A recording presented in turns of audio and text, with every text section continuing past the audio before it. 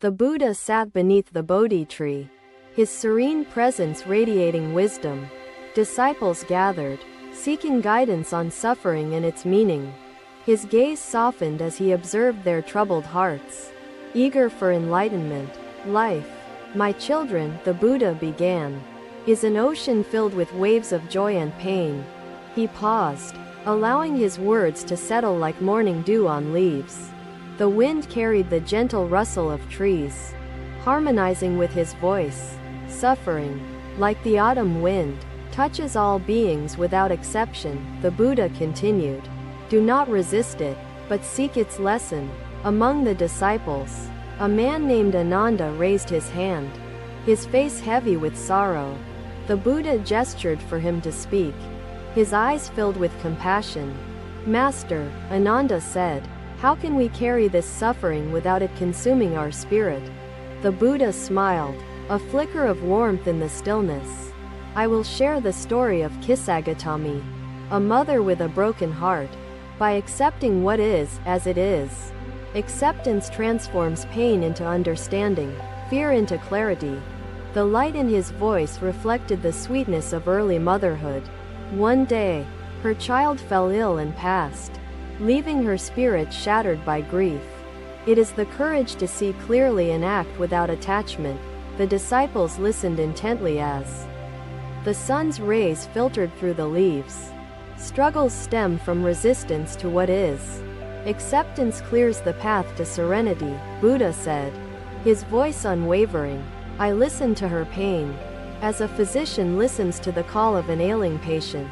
The disciples nodded, recognizing the depth of his empathy.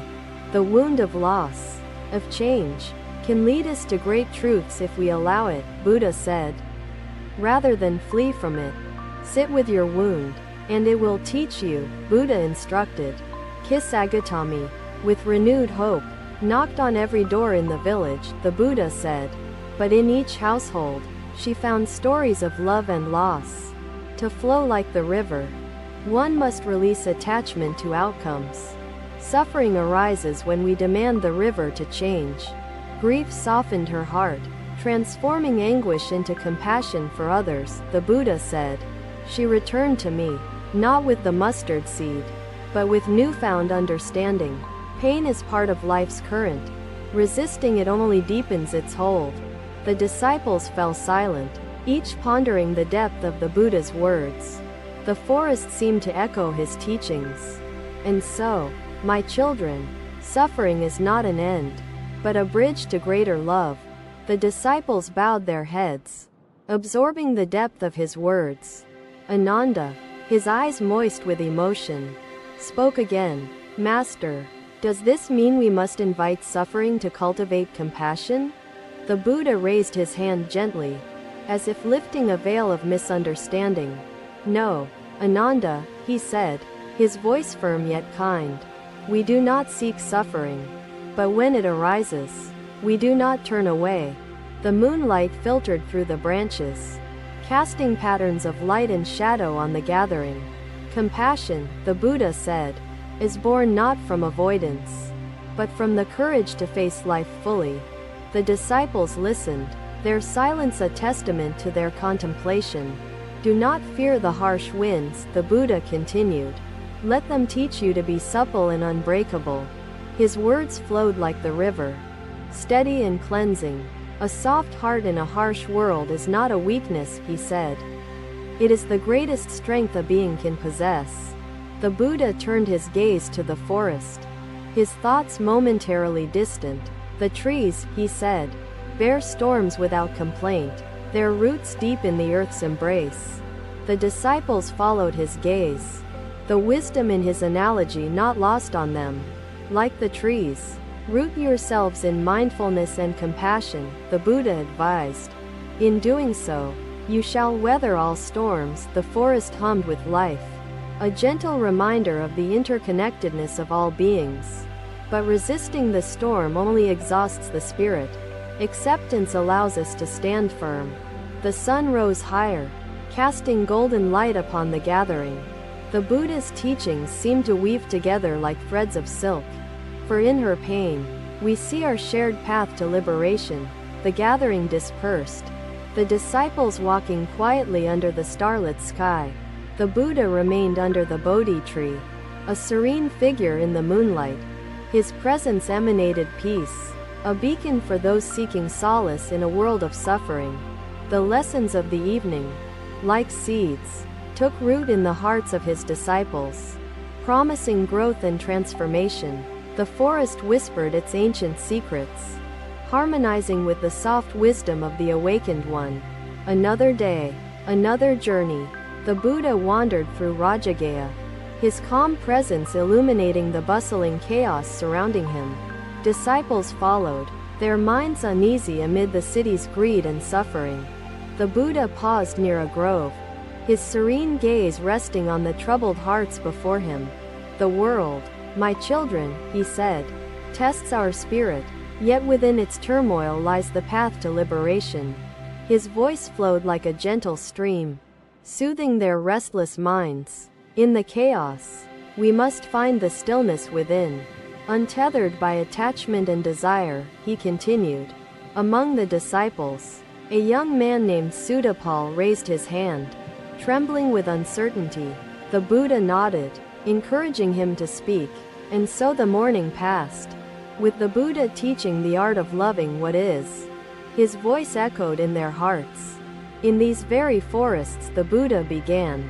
Angulimala, a bandit, lived in darkness, his actions fueled by greed and violence.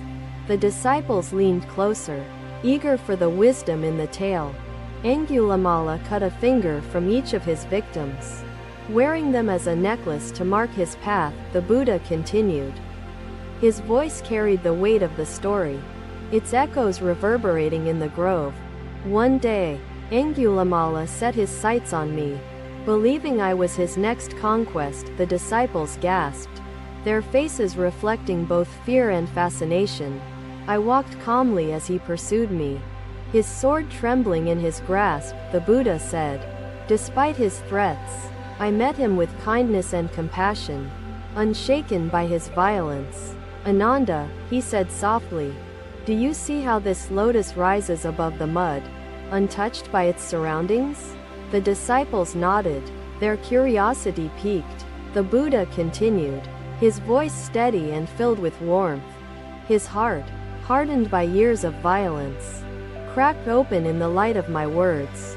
The forest seemed to breathe with the weight of the transformation being described. Angulimala, overcome by the power of compassion, renounced his life as a bandit. The Buddha said, he became my disciple, dedicating himself to healing and redemption.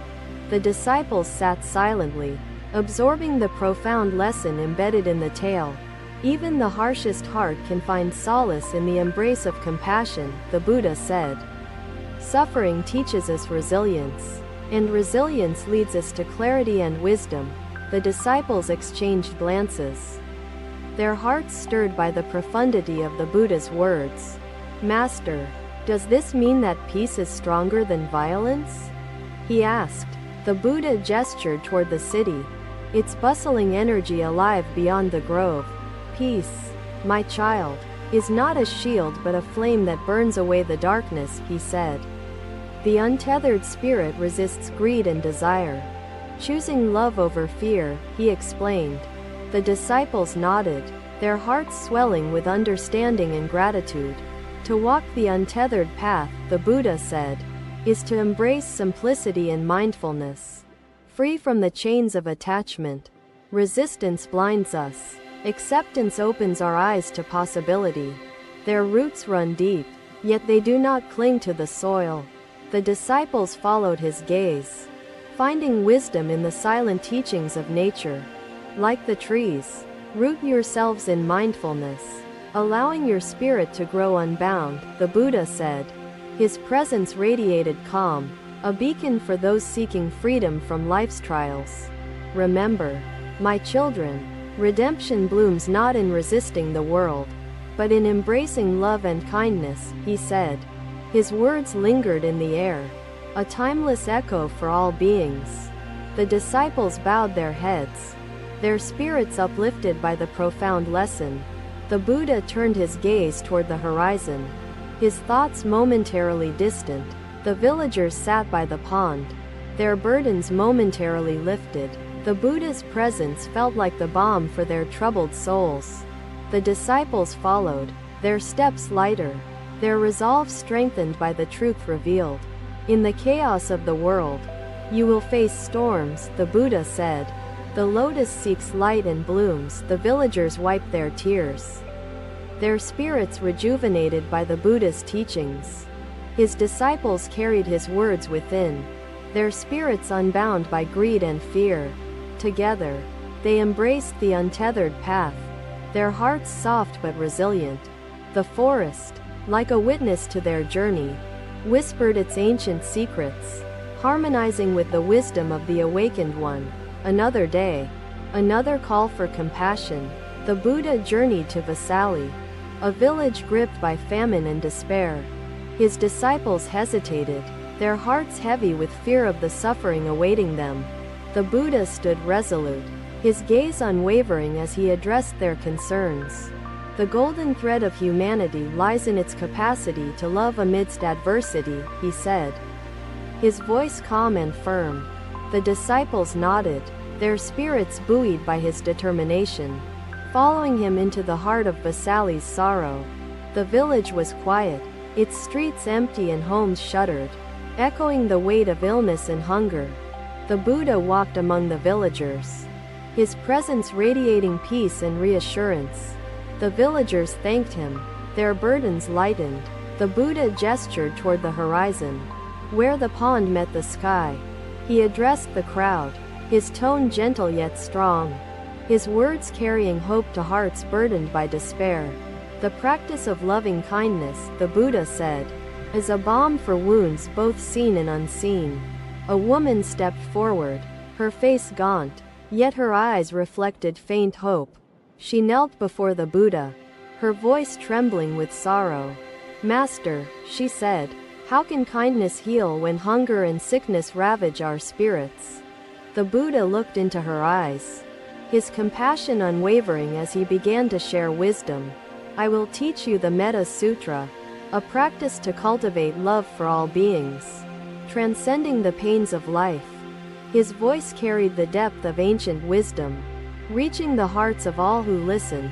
"Repeat after me," the Buddha instructed, his voice steady and soothing. "May all beings be happy.